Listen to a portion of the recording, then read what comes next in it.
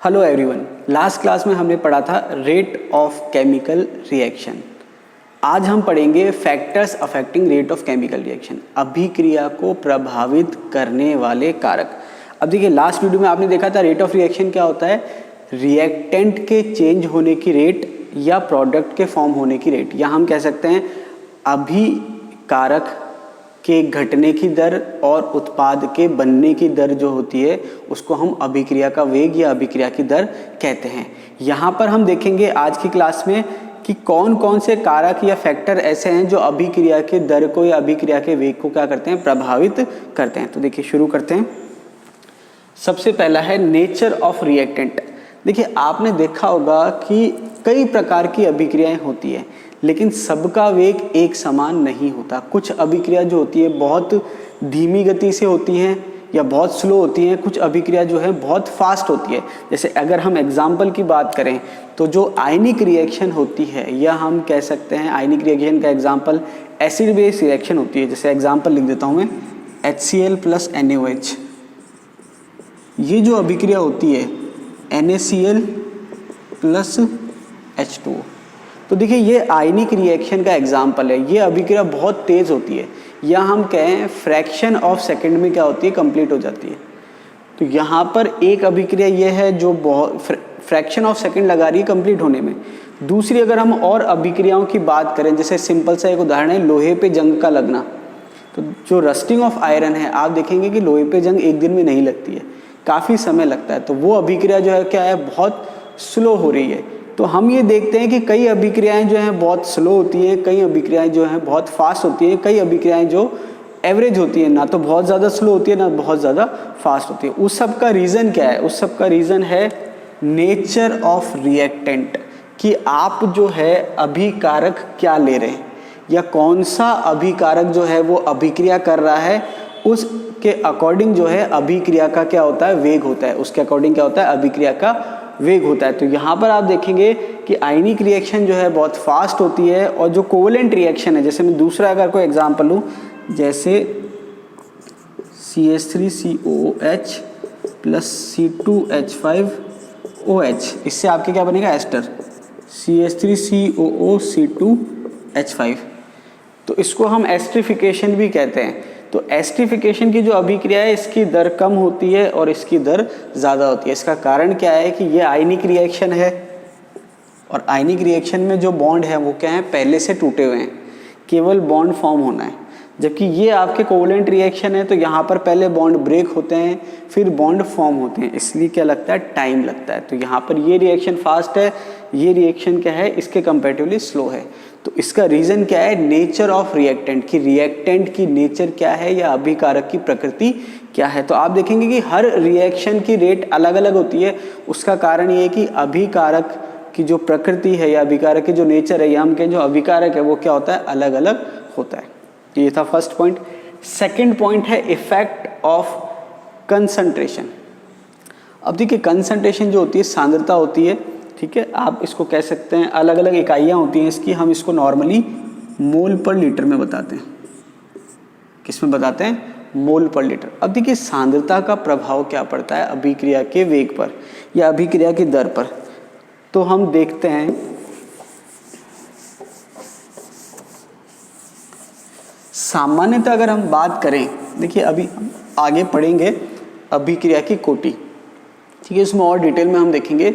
सामान्यतः अगर हम बात करें तो हम देखते हैं कि अभिक्रिया का जो वेग होता है वो सांद्रता पे निर्भर करता है। जैसे जैसे अभिकारक की सांद्रता आप बढ़ाओगे, अभिक्रिया का वेग जो है वो क्या हो जाएगा, बढ़ जाएगा। कहने का मतलब ये है कि अगर मैं लिखूँ यहाँ पर कंसंट्रेशन और यहाँ पर लिखूँ अभिक्रिया का वेग, तो अभिक्रिया का वेग और कंसंट्रेशन का जो ग्राफ आएगा वो आपके इस तरह से आएगा, ठीक है। या मैं सिंपली कह सकता हूँ rate of reaction is proportional to concentration.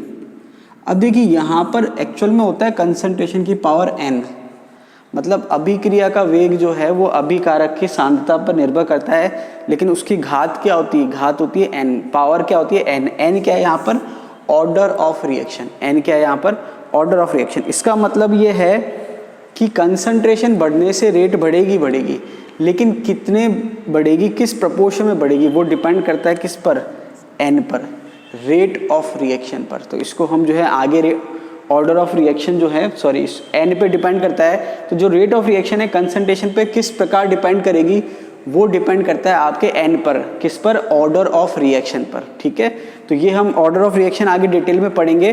तो ऑर्डर ऑफ रिएक्शन पे डिपेंड करेगा कि कंसंट्रेशन बढ़ाने पर रेट कितना बढ़ेगी। ठीक है, बिल्कुल नहीं बढ़ेगी या सेम प्रपोर्शन में बढ़ेगी या पावर 2 में बढ़ेगी, पावर 3 में बढ़ेगी, ये हम डिटेल में पढ़ेंगे ऑर्डर ऑफ रिएक्शन में। ठीक है, इसके बाद नेक्स्ट आपके दे रखा इफेक्ट ऑफ प्रेशर। तो देखिए इफेक्ट ऑफ प्रेशर कहें या इफेक्ट ऑफ कंसंट्रेशन कहें, लगभग सेम है। क्या है, लगभग सेम है। अब ये लगभग सेम होने का मतलब क्या है, देखिए आपके अगर रिएक्टेंट जो हैं गैसियस फॉर्म में है, किस फॉर्म में है, गैसियस फॉर्म में, तो वहाँ पर आप कंसंट्रेशन को प्रेशर के टर्म्स में भी बता सकते हैं। इसका मतलब ये है कि अगर रिएक्टेंट गैसियस फॉर्म में है तो वहाँ पर आप कंसंट्रेशन को प्रेशर में शो कर सकते हैं। ठीक है, लेकिन जब सॉल्यूशन फॉर्म है तो वहाँ पर आप उसको प्रेशर के फॉर्म में शो नहीं करेंगे, किसके फॉर्म में शो करेंगे, कंसंट्रेशन के फॉर्म में। तो यहाँ पर भी आप देखेंगे कि रेट जो है वो प्रोपोर्शनल है किसके, प्रेशर के। ठीक है, यहाँ पर भी हम ऑर्डर ऑफ रिएक्शन के लिए n लिख सकते हैं। तो आपने देखा कि जो रेट ऑफ रिएक्शन है वो कंसंट्रेशन पर भी डिपेंड कर रही है और प्रेशर पर भी डिपेंड कर रही है, लेकिन साथ में आपको क्या ध्यान रखना है कि अभिक्रिया की कोटि क्या है या ऑर्डर ऑफ रिएक्शन क्या है। तो ऑर्डर ऑफ रिएक्शन जो है वो क्या होती है, पावर होती है। ऑर्डर ऑफ रिएक्शन क्या होती है, कंसंट्रेशन की जो टर्म्स की जो पावर है वो, या प्रेशर की टर्म्स की जो पावर है वो रिएक्टेंट के सेंस में, वो आप क्या कहते हो, ऑर्डर ऑफ रिएक्शन। उसको आप क्या कहते हो, ऑर्डर ऑफ रिएक्शन। इसको हम आगे और डिटेल में पढ़ेंगे। अब देखिए नेक्स्ट है इफेक्ट ऑफ सॉल्वेंट।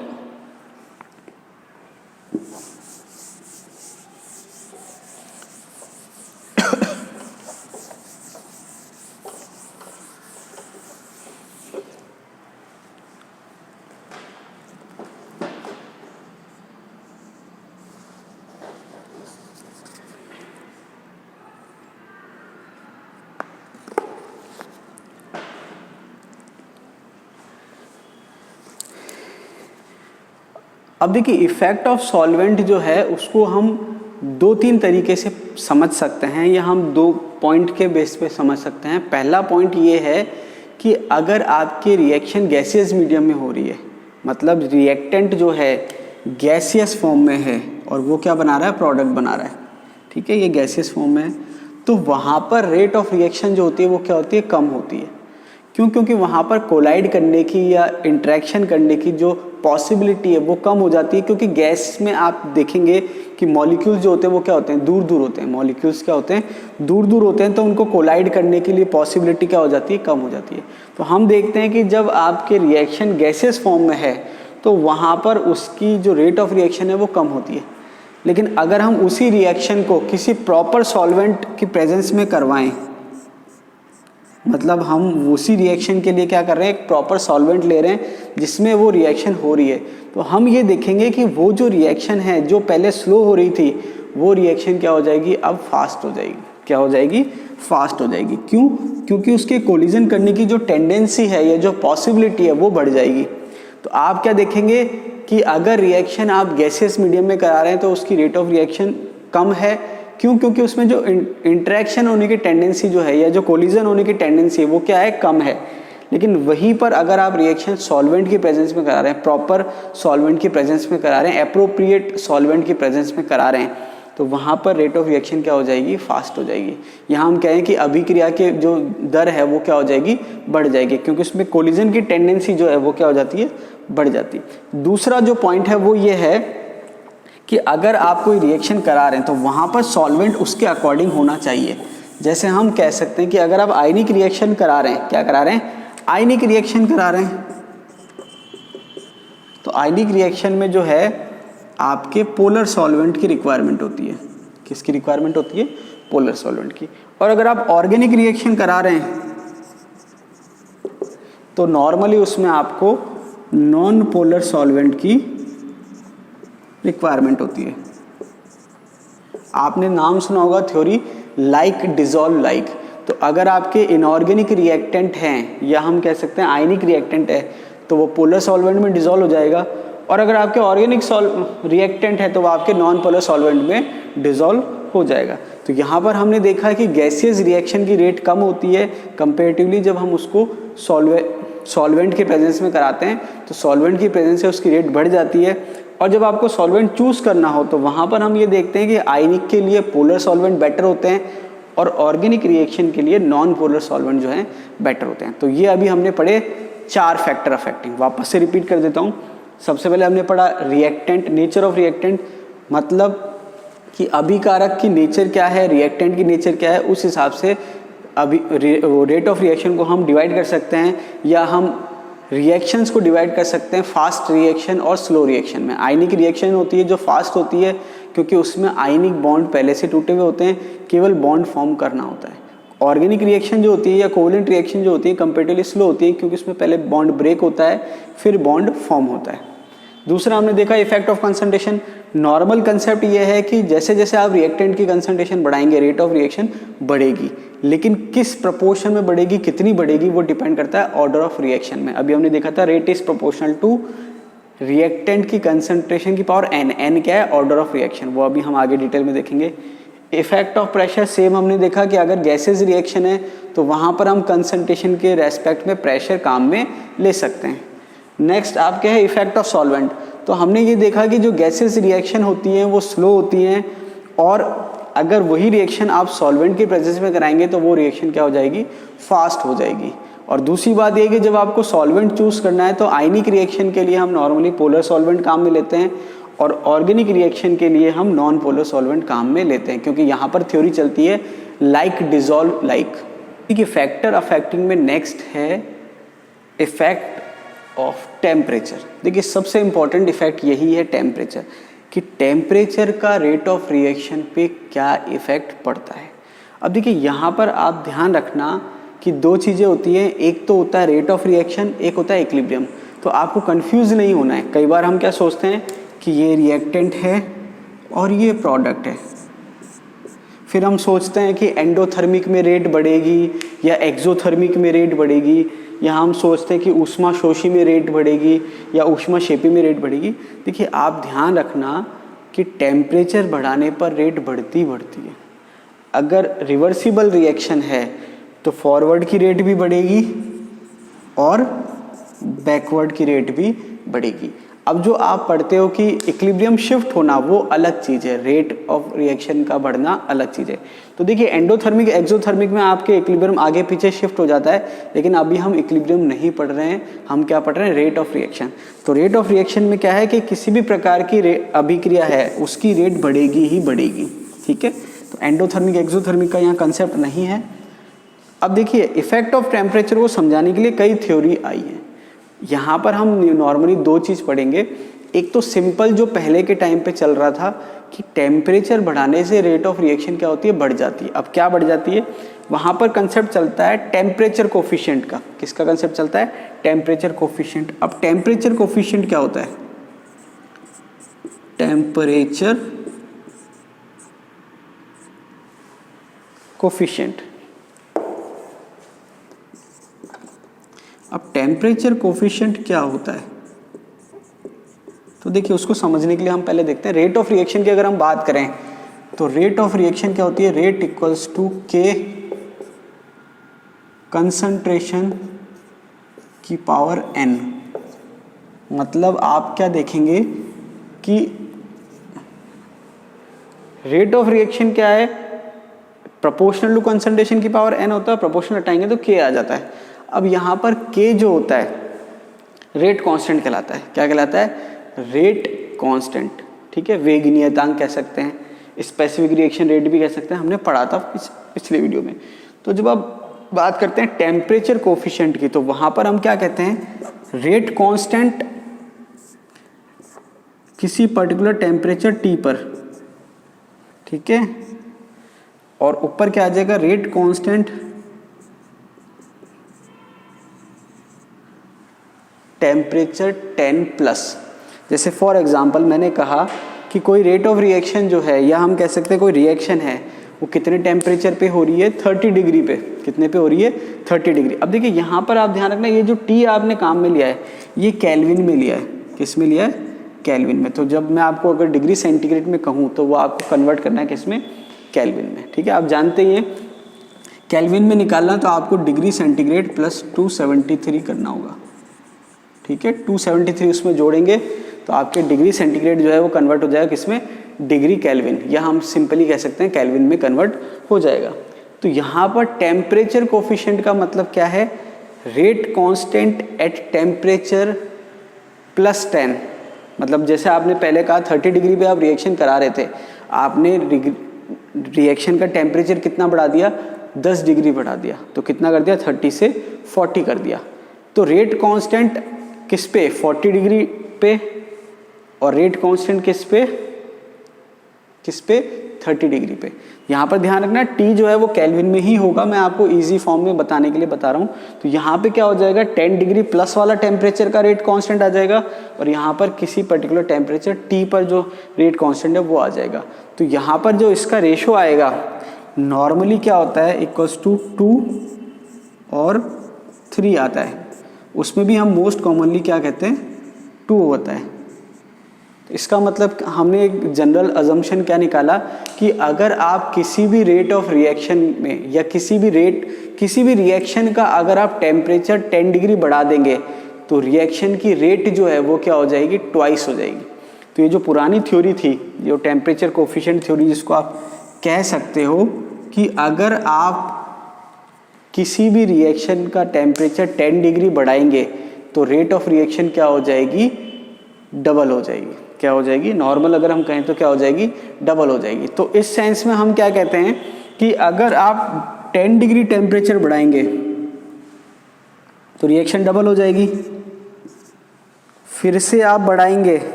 ठीक है, समझ रहे हैं आप मैं क्या कहना चाह रहा हूँ। मैं इसको सिंपली लिख देता हूँ। यहाँ पर आपने क्या करा, 10 डिग्री टेम्परेचर बढ़ाया तो रिएक्शन की रेट क्या हो गई, डबल हो गई।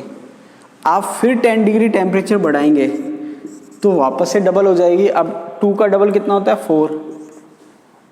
वापस से 10 डिग्री बढ़ाएंगे तो कितनी हो जाएगी, 8। वापस से 10 डिग्री बढ़ाएंगे तो कितनी हो जाएगी, 16। वापस से 10 डिग्री बढ़ाएंगे तो कितनी हो जाएगी, 32। अब इसका मतलब क्या हुआ, इसका मतलब ये हुआ कि अगर आपने रिएक्शन कितनी बढ़ाई, 10 डिग्री बढ़ाई, रिएक्शन का जो टेम्परेचर है वो कितना बढ़ाया, 10 डिग्री बढ़ाया, तो रिएक्शन की रेट डबल हो जाएगी।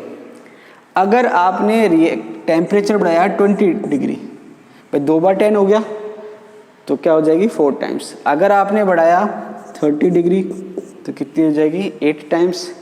40 डिग्री 16 टाइम्स, 50 डिग्री 32 टाइम्स। इसका मतलब ये हुआ कि आपके रेट कांस्टेंट की वैल्यू क्या, या हम कह सकते हैं टेम्परेचर कोफिशिएंट कितना आएगा, या फिर हम उसको भी छोड़ें, हम सिंपली ये कहें कि रिएक्शन की रेट कितने गुना हो जाएगी, कितने टाइम्स हो जाएगी, वो हम कैसे निकालें इस थ्योरी से। तो सिंपल सा ये है, del T डिवाइडेड बाय 10। ठीक है, इसकी वैल्यू आ जाएगी, मान लो n आ गई या जो भी वैल्यू आ गई, तो वो आप क्या करेंगे, 2 की पावर में लिख देंगे। जैसे मैं इसको सिंपली लिख देता हूँ, 2 की power del T divided by 10। ये इसकी n की भी ज़रूरत नहीं है। ठीक है, आप डायरेक्ट इससे समझ सकते हैं। अब देखिए इससे कैसे समझे, मैंने आपसे क्या कहा कि अभिक्रिया का वेग कितने गुना हो जाएगा, वो हम कैसे निकालें। तो मैंने डायरेक्ट लिख दिया 2 की पावर del T बाय 10। अब ये कैसे हुआ कि अगर आपने टेम्परेचर कितना बढ़ाया, 10 डिग्री बढ़ाया, तो del T की वैल्यू 10 हो जाएगी। तो 10 डिवाइडेड बाय 10 कितना हो जाएगा, 2 की पावर 1। तो 2 की पावर 1 कितना आएगा, 2 आ जाएगा। ठीक है, अगर मैंने टेम्परेचर 20 डिग्री बढ़ाया है तो 20 बाय 10 कितना हो गया, 2 की पावर 2। तो 2 की पावर 2 कितना हो जाएगा, 4। तो ये आपके टेम्परेचर कोफिशिएंट थ्योरी कहलाती है, या टेम्परेचर कोफिशिएंट का कंसेप्ट कहलाता है। तो कई बार टेम्परेचर कोफिशिएंट ही पूछ लेते हैं, डेफिनेशन या फॉर्मूला पूछ लेते हैं कि टेम्परेचर कोफिशिएंट का फॉर्मूला क्या होता है। तो टेम्परेचर कोफिशिएंट का फॉर्मूला होता है KT + 10 डिवाइडेड बाय KT। अब K क्या है यहाँ पर, रेट कांस्टेंट।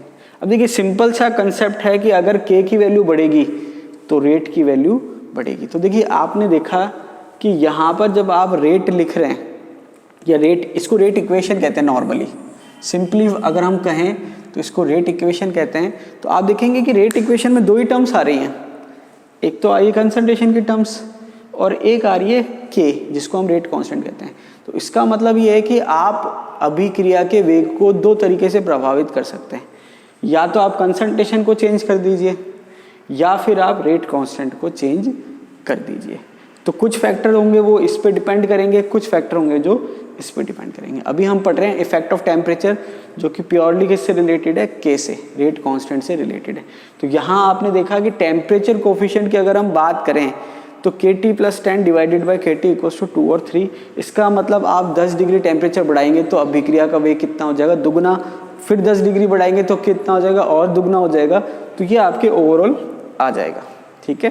तो ये तो था सिंपल टेम्परेचर कोफिशिएंट वाला कंसेप्ट। दूसरा जो कंसेप्ट है वो आपके आर्रहनियस इक्वेशन कहलाता है। तो आर्रहनियस इक्वेशन जो है इंपॉर्टेंट है, मैं आपको बता देता हूँ अच्छे से। यहाँ पर आर्रहनियस इक्वेशन की अगर हम बात करें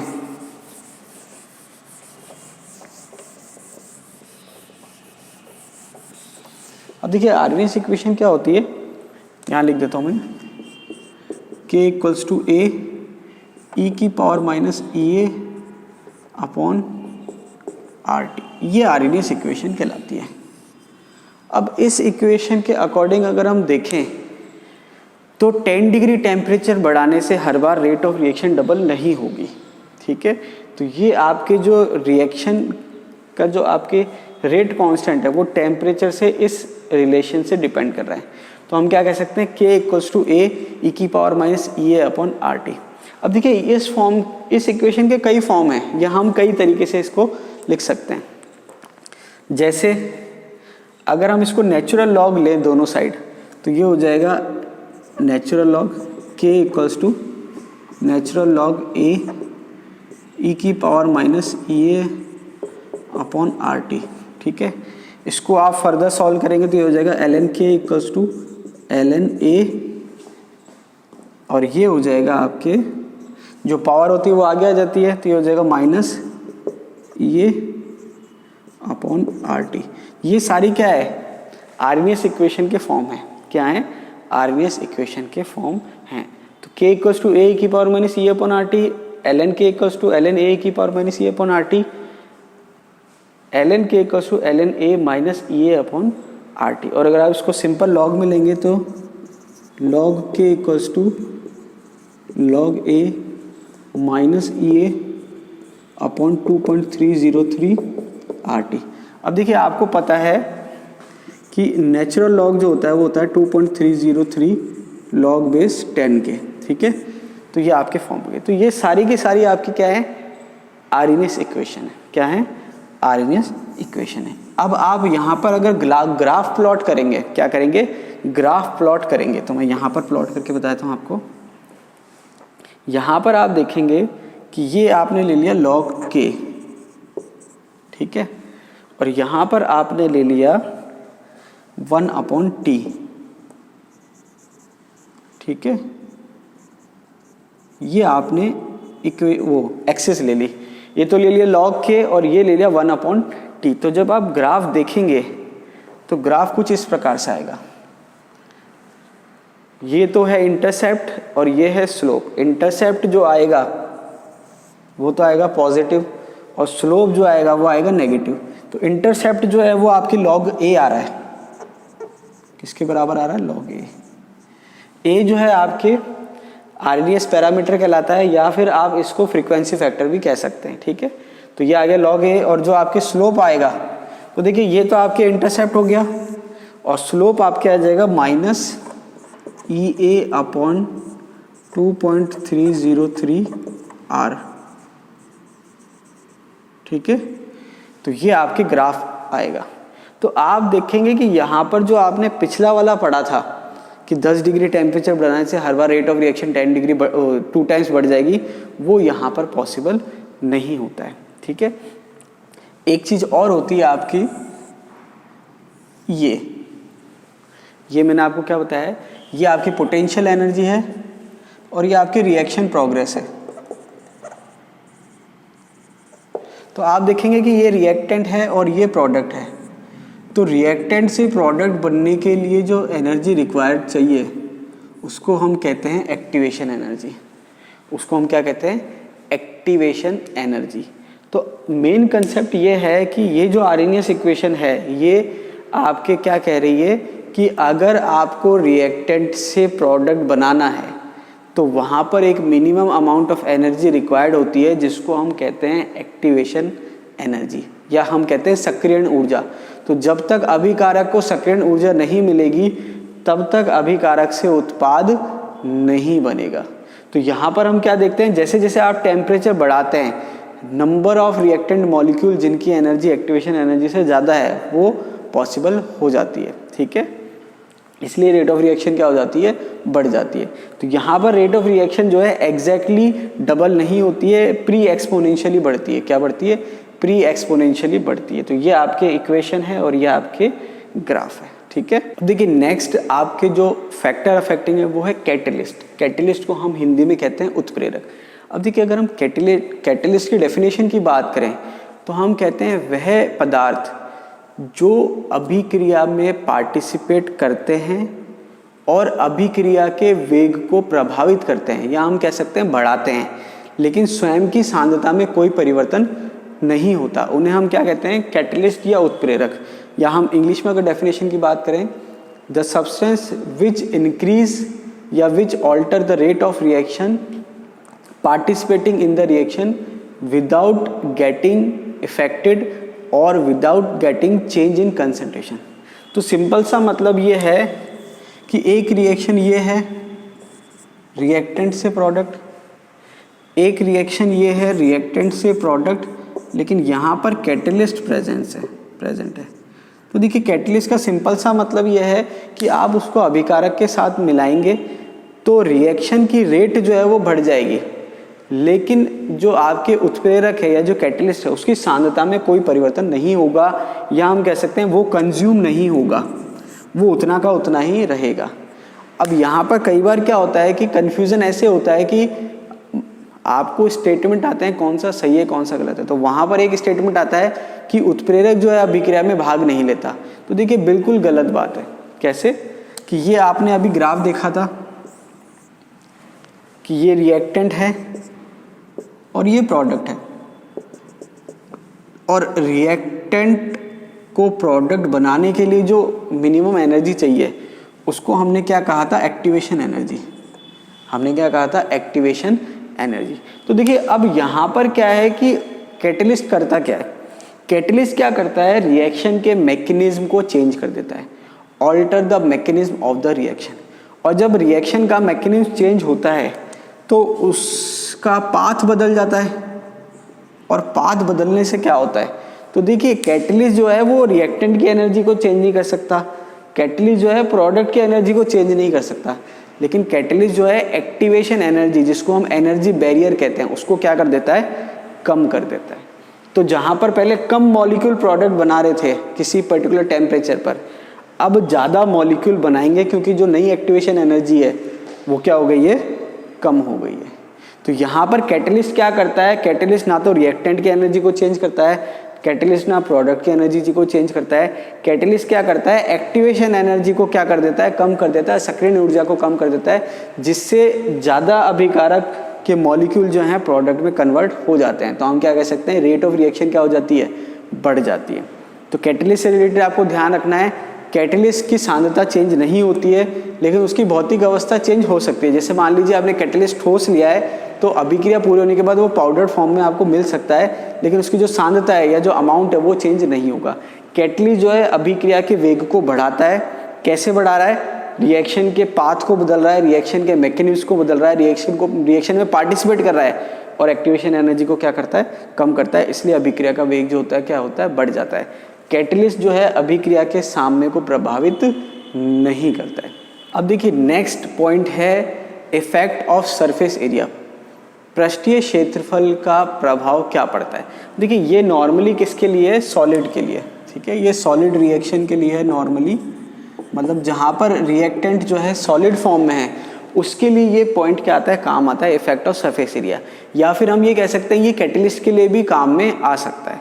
अब देखिए होता क्या है, अगर मैं आपसे सिंपली पूछूं कि ये एक स्फीयर है, तो इसका सरफेस एरिया का फॉर्मूला क्या होगा, तो आप क्या कहेंगे 4πr²। अब इस स्फीयर को मैंने 2 में कट कर दिया, ये एक हो गया, ये दूसरा हो गया। तो देखिए इसका जो कर्व्ड सरफेस है ये 2πr² है और ये भी 2πr² है, और ये जो ये है ये πr²। तो अगर आप देखेंगे कि जो हेमिस्फीयर है उसका सरफेस एरिया कितना आ रहा है, तो ये आएगा 3πr² और ये भी आ जाएगा 3πr²। तो कहने का मतलब ये है कि जहाँ पर पहले एक सरफेस था या एक स्फीयर था, उसका टोटल सरफेस एरिया कितना था 4πr², उसको मैंने 2 में डिवाइड कर दिया, तो इसका टोटल एरिया कितना हो गया 6πr²। मतलब जब आप किसी भी ऑब्जेक्ट को या किसी भी रिएक्टेंट को छोटे पार्टिकल्स में डिवाइड करेंगे तो उसका सरफेस एरिया क्या हो जाएगा, बढ़ जाएगा या इंक्रीज हो जाएगा। तो उससे क्या होगा कि वो दूसरे के कांटेक्ट में इजीली आ सकता है। तो जब आप सॉलिड रिएक्शन के लिए या फिर जहाँ पर रिएक्टेंट सॉलिड फॉर्म में है, या फिर आप ये कंसेप्ट कैटलिस्ट के लिए भी ले सकते हैं, तो वहाँ पर अगर आप सरफेस एरिया को बढ़ाएंगे तो वहाँ पर रेट ऑफ रिएक्शन क्या होगा, बढ़ेगा, क्योंकि जो कांटेक्ट में आने का जो एरिया है वो बढ़ जाएगा, जिससे उसकी रिएक्टिविटी बढ़ जाएगी और रेट ऑफ रिएक्शन क्या हो जाएगी, बढ़ जाएगी। तो सिंपल सा कंसेप्ट ये है कि अगर आप पार्टिकल्स को फाइन करेंगे, छोटे छोटे पार्टिकल्स में डिवाइड करेंगे, तो उसका सरफेस एरिया बढ़ जाएगा, और सरफेस एरिया बढ़ जाएगा तो जो एक्टिव साइट्स होती है रिएक्शन के लिए, जो एक्टिव साइट्स होती है वो बढ़ जाएंगी, जिससे आपकी रेट ऑफ रिएक्शन क्या हो जाएगी, इंक्रीज हो जाएगी। अब देखिए लास्ट जो फैक्टर है इफेक्ट ऑफ रेडिएशन। अब देखिए रेडिएशन का इफेक्ट जो है सारी रिएक्शन पर नहीं पड़ता, केवल कुछ स्पेसिफिक रिएक्शन पर पड़ता है, जिसको हम कहते हैं फोटोकेमिकल रिएक्शन, जिसको हम क्या कहते हैं, फोटोकेमिकल रिएक्शन। अब देखिए फोटोकेमिकल रिएक्शन का मतलब क्या है। फोटोकेमिकल रिएक्शन का मतलब ये है वे रिएक्शन जो केवल प्रकाश की उपस्थिति में ही हो सकती है। अब देखिए कोई रिएक्शन हो रही है, कोई उजाले में भी हो सकती है और कोई अंधेरे में भी हो सकती है, तो वो फोटोकेमिकल रिएक्शन नहीं कहलाएगी। जो रिएक्शन केवल उजाले में हो सकती है, अंधेरे में नहीं हो सकती, वो फोटोकेमिकल रिएक्शन कहलाती है। अब देखिए फोटोकेमिकल रिएक्शन में होता क्या है, रिएक्टेंट जो है वो किसी पर्टिकुलर वेवलेंथ या फ्रीक्वेंसी का फोटोन एब्जॉर्ब करता है और क्या बनाता है, प्रोडक्ट बनाता है। तो यहाँ पर ये बहुत इंपॉर्टेंट रोल प्ले करता है। तो यहाँ पर क्या है कि आप जो है रेडिएशन कितनी इंटेंसिटी से दे रहे हैं और कौन सी फ्रीक्वेंसी या कौन सी वेवलेंथ या कौन सी एनर्जी की दे रहे हैं, उस पर अभिक्रिया का जो वेग है वो निर्भर करता है। तो ये जो है केवल फोटोकेमिकल रिएक्शन के लिए है ये पॉइंट, इफेक्ट ऑफ रेडिएशन वाला, ये सब रिएक्शन के लिए फॉलो नहीं होता है। तो आज की क्लास में हमने पढ़ा factor affecting rate of reaction. Next video में हम पढ़ेंगे order of reaction and molecularity of reaction. आज के लिए इतना ही, बहुत बहुत धन्यवाद।